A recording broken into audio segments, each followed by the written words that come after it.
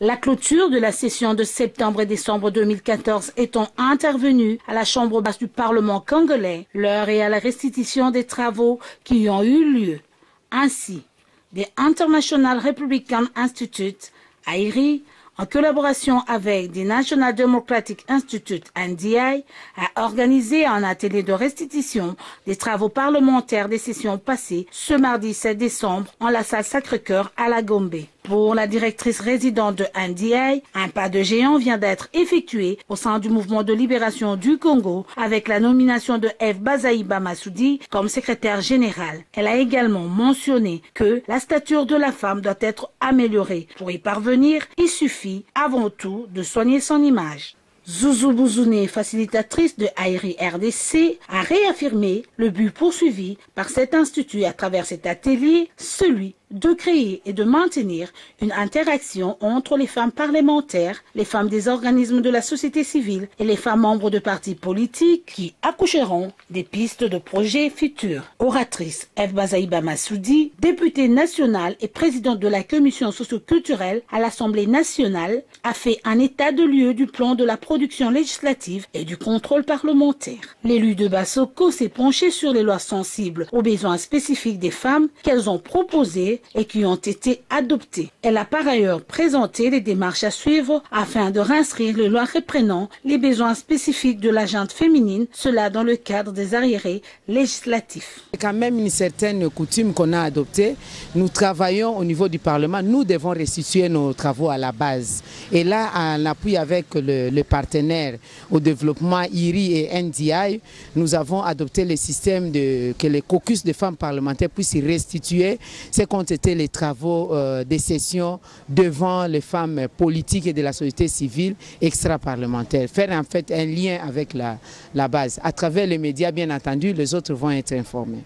La session budgétaire, la session de septembre a été une session budgétaire. Mais comme le calendrier est ouvert, il y a eu plusieurs autres matières. Il y a le code de la famille au niveau du Sénat, il y a des lois de ratification, il y a le code du travail, la loi portant la proposition de loi sur les personnes vivant avec handicap qui n'a pas encore été finalisée. Il y a le code de la sécurité sociale. Donc plusieurs lois, nous avons, et l'Assemblée nationale et le Sénat, nous avons des propositions de loi et des projets de loi venus du gouvernement. Et puis nous avions eu la problématique de la proposition de loi donnée par notre collègue Sessanga sur la révision de certaines dispositions de la loi électorale en vigueur qui a été envoyée au gouvernement. Le gouvernement n'a pas donné des inputs. Par contre, le gouvernement a envoyé 3 projets de loi différents et puis en y ajoutant le 4e projet de loi sur la révision de la Constitution parce que ces 3 projets de loi qui organisent des élections impliquaient une certaine révision de certaines dispositions de la Constitution. Et lorsque notre collègue a retiré sa disposition, sa proposition qui avait des inputs du bureau, lorsque le bureau, conformément à ses prérogatives, l'article 136 du règlement intérieur de l'Assemblée nationale a voulu harmoniser, le collègue a retiré sa proposition de loi parce qu'il ne se sentait pas en mesure d'assumer les inputs du gouvernement par les billets du bureau. Donc nous sommes un peu en quelque sorte dans l'impasse. Nous osons croire qu'avec la session extraordinaire, le gouvernement va pouvoir s'assumer en ce qui concerne la loi électorale. Après un brillant échange et les travaux en atelier mixte, à savoir femmes parlementaires, membres de la société civile et des partis politiques, les députés nationales présentes ont relevé l'importance d'une telle activité. Elles ont pour ce faire présenté le bilan général de ce qu'a été la session parlementaire de septembre et décembre 2014. Je m'appelle Honorable Madeleine Paz Moussaga. Je t'ai élu dans la circonscription de Gungu, dans le Bandundu. Le parlementaire était obligé de rester seul dans un coin pour dire, bon, ce sont les femmes parlementaires, elles ont leur milieu, elles ont leur statut, elles sont seules. Mais la rencontre d'aujourd'hui, elle est tellement importante pour moi, je me rends compte que et la société civile, et nous, c'est-à-dire la femme de la société civile, et nous, on a le temps de se voir, d'être ensemble, de discuter, d'avoir une opinion commune. Moi, je suis honorable Lucie Kipele, je suis députée de l'ARC, c'est-à-dire Alliance pour le renouveau du Congo d'Olivier Kamitatou. Je suis membre fondateur de ce parti politique. Au niveau de l'Assemblée, je siège à la commission ECOFIN. Bon, la rencontre de ce jour est très importante. Les femmes députées sont venues restituer ce qu'ils ont fait au niveau du Parlement. C'est pour que les femmes savent qu'au niveau du Parlement, leurs conseils sont en train de lutter, de se battre quand même pour que la femme puisse se positionner dans ces pays. Je m'appelle Honorable Anne-Marie Mbilambango. Je suis l'élu de la circonscription électorale d'Ilebo, au Kasaï occidental et dans les territoires d'Ilebo. Au niveau de l'Assemblée nationale, je suis rapporteure adjointe du groupe parlementaire PPRD. La rencontre d'aujourd'hui, elle est importante. C'est par rapport à ce que nous faisons au niveau de l'Assemblée nationale. La plupart des femmes ne savent pas quelle est la contribution, par exemple, des femmes. En ce qui concerne certaines lois, qu'est-ce que nous faisons au niveau de l'Assemblée? Elles ne sont pas informées de ça. Alors, dans de telles rencontres, nous avons la possibilité d'échanger avec nos pères femmes, nos pères femmes aussi, pour leur faire comprendre ce que nous faisons au niveau de l'Assemblée. Oui, c'est l'honorable Augustine Kilambi-Luando.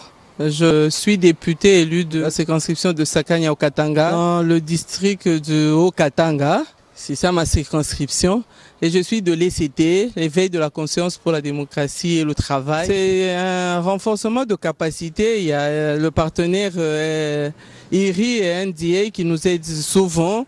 Chaque fois qu'il y a des lois au Parlement, il y a des ateliers qui sont organisés pour un renforcement de capacité pour la femme. Et souvent, il y a des ateliers qui sont organisés avec les femmes extra-parlementaires pour certains échanges qui concernent directement la femme. Et dans des ateliers pareils, nous apprenons souvent, et c'est surtout entre femmes qu'on peut parler des problèmes qui concernent la femme en général, et de la députée en particulier. C'est à travers ces femmes-là que nous sentons que nous sommes suivis au niveau de la population, et ce sont elles qui nous donnent les matières que nous pouvons aller débattre au niveau du Parlement. Je suis députée élue sur la liste Parti Lumumbiste Unifié. Au sein du Parlement, je siège dans la commission Aménagement du territoire. Je suis également rapporteure au niveau du comité des sages dans la sous-commission pécuniaire. Et je suis deuxième vice-présidente dans le caucus du femmes parlementaires. Cette rencontre, vraiment, je dirais que elle est une bonne rencontre pour moi parce que plusieurs fois, nous nous sommes réunis sans que la société civile soit là. Une fois, on nous a branché un film là où la société civile était en train de critiquer la femme parlementaire et on avait compris qu'elle n'était pas informée sur ce que nous faisons au sein de l'Assemblée. Et je salue cette rencontre parce qu'elle a permis que nous puissions échanger, que nous puissions nous découvrir, savoir ce qu'elle fait, savoir ce que nous faisons et prendre des stratégies pour l'avenir en ce qui concerne la femme en général et en particulier la femme parlementaire. Bon, la session qui venait de s'achever s'est bien passée. Comme vous avez entendu, il y a eu des lois qui ont été votées et même promulguées. Et en ce qui concerne la femme, nous disons qu'il y a la loi, par exemple, qui était proposée par nos sœurs, oui, la loi sur la planification familiale. Il y a eu également la loi sur la parité de la session passée. La loi sur la parité a été votée, elle est partie pour être promulguée, tandis que la loi sur la planification familiale, elle a également été jugée d'inconstitutionnalité. Et nous continuons à faire les plaidoyers pour qu'elle puisse quand même être débattue au sein de l'Assemblée. Donc je suis Dr Ilungankulu Nene, je suis députée élue de Malembankulu au Katanga.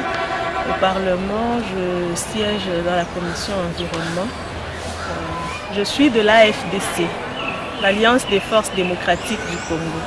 Je suis la seule dame élue de l'AFDC. Pour moi, c'est une très grande rencontre parce que les députés ne peuvent pas travailler seuls. Du fait que nous sommes avec d'autres organisations, la société civile, les autres organisations des femmes, en tout cas, c'est un apport et pour toutes les lois, pour tout ce dont nous avons besoin au Parlement, nous ne pouvons pas travailler seuls, nous ne pouvons que travailler avec la base, notre base qui nous a élus.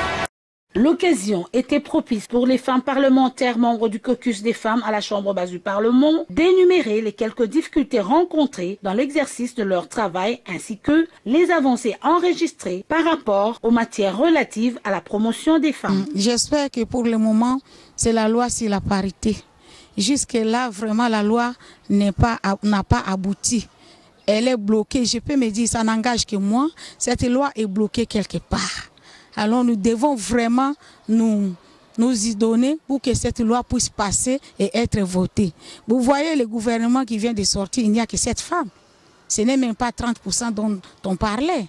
Ça montre qu'il y a vraiment, nous avons encore beaucoup de choses à faire. Nous avons du travail, nous les femmes de ces pays. Donc nous devons travailler en synergie, même avec les femmes qui sont en dehors du Parlement, pour qu'on puisse arracher ce qui nous doit. Il y a certains articles de la loi qui sont en vigueur pour le moment, qui sont en défaveur de la femme. Il y a par exemple la loi sur son émancipation, que la femme doit être toujours sous l'ordre de l'homme. C'est l'homme qui est le tuteur de la femme. Ce sont les parents d'abord et puis c'est l'homme qui continue d'être tuteur de la femme. Et je crois que la femme doit être émancipée et se prendre en charge, être maintenant au même titre que l'homme et poser certains actes qui la rendent responsable. Les députés nationaux ont exprimé tour à tour leurs souhaits quant au choix des projets ou propositions de loi paraissant urgents d'être abordés lors de la prochaine session. Pour mes vacances parlementaires, je rentre d'abord à la base comme d'habitude. Chaque vacances, je suis à la base et je dois faire ma restitution, la restitution de la session, les lois que nous avons votées et que nous n'avons pas votées.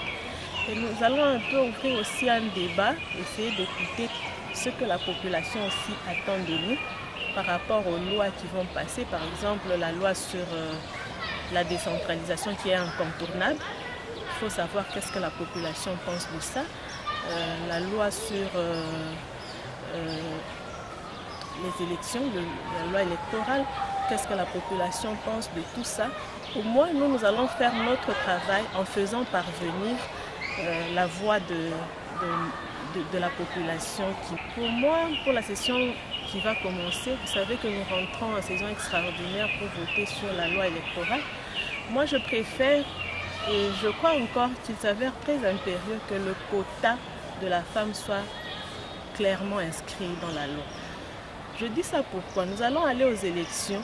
Et nous, les femmes, nous avons lutté depuis longtemps et jusqu'à maintenant, nous continuons à lutter à ce que la participation de la femme dans les institutions au niveau législatif, tout comme dans toutes les institutions de la République, puisse augmenter. Tant qu'on n'inscrira pas le quota minimum de la femme, je crois que ce sera un travail qui sera qui n'aura pas de mérite. Il faut clairement inscrire dans la loi électorale. Il faut clairement inscrire dans la Constitution le quota de la femme. Ce que nous pouvons également demander, comme il y a des projets quand même qu'on devrait réviser au niveau de la Constitution, qu'on puisse également intégrer l'article 14 de la Constitution en précisant les 30%. Parce que s'il n'y a pas un pourcentage bien précisé, là c'est difficile. Que la femme se retrouve partout comme nous le souhaitons. Nous, aujourd'hui, les femmes, nous voulons avoir et la parité et les 50%, puisque c'est vrai qu'il y aura la parité. Mais est-ce que la parité, nous pourrons être aussi nombreuses pour représenter la femme dans tous les niveaux? Mais si on a aussi les 30%, ça sera une assurance. Les vacances parlementaires, c'est comme d'habitude. Les vacances parlementaires, c'est-à-dire, c'est l'occasion pour nous d'aller à la base, de transmettre ce que nous avions fait à la base, d'informer la base de ce qu'on a fait au Parlement, ce qui va se faire les vacances parlementaires, je vous assure que c'est le moment le plus difficile d'un parlementaire. Il ne faut pas perdre de vue que les femmes aussi réfléchissent dans les commissions. Quand on travaille, ce n'est pas seulement au niveau des plénières. Peut-être qu'il y en a qui se posent la question pourquoi les femmes n'interviennent pas régulièrement dans le débat au niveau des plénières. Vous savez que nous sommes 500 députés nationaux. Alors les femmes, nous ne sommes qu'à 54. Ça veut dire que tous les 500 députés n'ont pas la possibilité d'intervenir le même jour. Ce qui fait que parfois les débats sont, les interventions sont limitées. Et quand on ne voit pas que les femmes ne prennent pas la parole en plénière, on a l'impression qu'elles ne travaillent pas. Mais le gros du travail se passe dans des commissions où vous avez la possibilité de s'exprimer, où vous avez la possibilité d'avoir la parole par rapport aux plénières qui concernent 500 personnes. C'est difficile aussi parfois d'avoir la parole. Retenez que les femmes parlementaires ont pris une part active aux différents travaux et à tous les débats qui se sont tenus à l'Assemblée nationale.